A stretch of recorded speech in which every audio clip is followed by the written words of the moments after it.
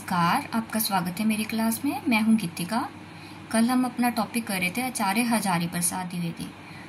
तो उसमें ये पॉइंट थोड़ा सा ऐड करिए। हमने जन्म लिखी थी आचार्य हजारी प्रसाद द्विवेदी की, बट उनका मृत्यु का समय नहीं लिखा था। आप इसको भी साथ में ऐड कर लीजिए, ठीक है।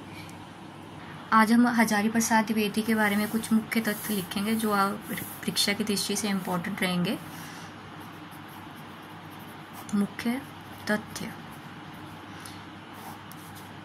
एक छोटी सी बात, क्या आप बता सकते हैं कि हजारी प्रसाद द्विवेदी के बचपन का नाम क्या था? इससे पता चलेगा कि आप क्लासेस ध्यान से अटेंड कर रहे हैं, आपको मेरी बातें समझ लग रही हैं, ठीक है। मेरे क्वेश्चन का रिप्लाई ज़रूर करना कमेंट बॉक्स में।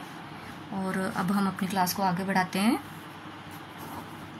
देखिए, इनका जो था द्विवेदी जी, हजारी प्रसाद द्विवेदी जी ने जो काल विभाजन करा था अपना, इन्होंने परंपरा को ध्यान में रखकर करा था, ठीक है।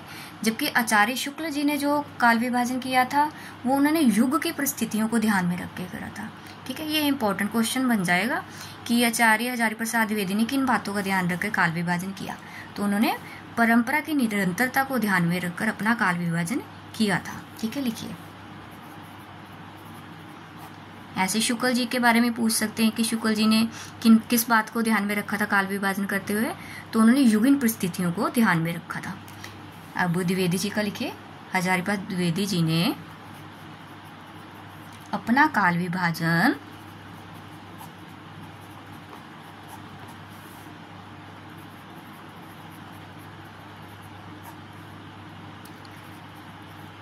परंपरा की निरंतरता का अनुशीलन करते हुए किया, ठीक है। परंपरा की निरंतरता को उन्होंने ध्यान में रखा था, ठीक है। ये मोस्ट इंपॉर्टेंट क्वेश्चन बन जाएगा। एग्जाम्स में ऐसे ही क्वेश्चन पूछे जाते हैं। आचार्य द्विवेदी जी ने, हजारी प्रसाद द्विवेदी जी ने, अब उन्होंने आरंभिक काल को क्या कहा था? क्या कहा था आरंभिक काल को? आदिकाल। आरंभिक काल को आदिकाल कहना उचित माना है,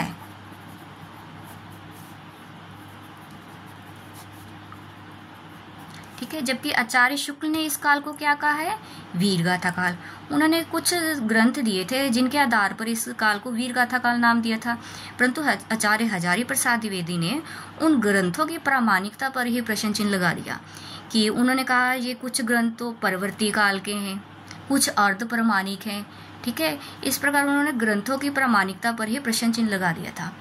इसलिए उनके काल, जो आचार्य हजारी प्रसाद द्विवेदी ने आदिकाल नाम दिया है, आगे चलकर विद्वानों ने इसी नाम को लिया है हिंदी साहित्य के काल विभाजन में, ठीक है। वीरगाथा काल को उचित नहीं माना है, आदिकाल के नाम से ही अब हम हिंदी साहित्य को जानते हैं, प्रथम काल को।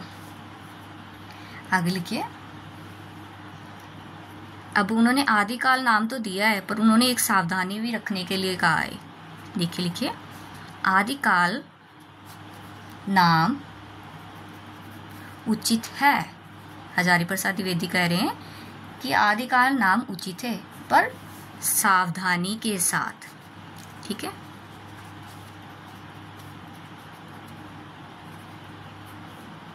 क्या सावधानी है? उनका कहना है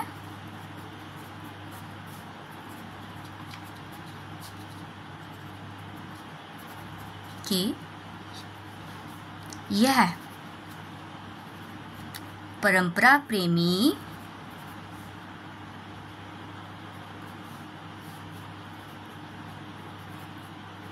रूढ़िग्रस्त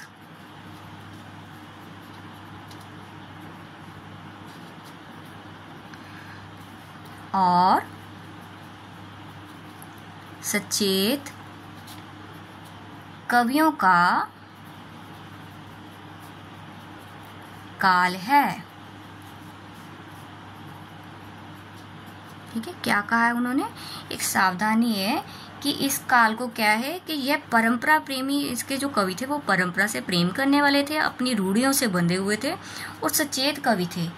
आदिकाल कहने से इसका मतलब ये ना लगा लें कि वो आदिम या असभ्य प्रवृत्ति के थे, जहाँ वो अपनी परंपराओं को नहीं मानते थे, उनकी कोई परंपराएं नहीं थी, ऐसा नहीं मान लेना है। ठीक है, आदिकाल नाम दिया है, पर उसके साथ सावधानी ये है कि ये जो लोग थे वो सचेत कवि थे और अपनी परंपरा से प्रेम करने वाले थे और अपनी रूढ़ियों से बंधे हुए थे। ठीक है, असभ्य नहीं थे वो। ये कुछ मुख्य तथ्य हैं जो हमारे आचार्य हजारी प्रसाद द्विवेदी से संबंधित रहेंगे। इन पॉइंट्स को आप ध्यान में रखें। परंपरा की निरंतरता को ध्यान में रखना है कि आचार्य हजारी प्रसाद द्विवेदी ने कैसे काल विभाजन करा, परंपरा की निरंतरता को। फिर उन्होंने आदिकाल नाम दिया इसको।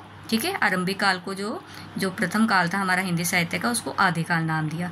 फिर आदिकाल नाम दिया, पर वो भी एक सावधानी के साथ, इसकी हमें ये भ्रम ना हो जाए कि ये लोग असभ्य थे। ठीक है, तो इन बातों को ध्यान में रखिए आप, और मेरे चैनल को लाइक और सब्सक्राइब करते रहिए। मिलते हैं हम अगली क्लास में। आपका बहुत बहुत धन्यवाद।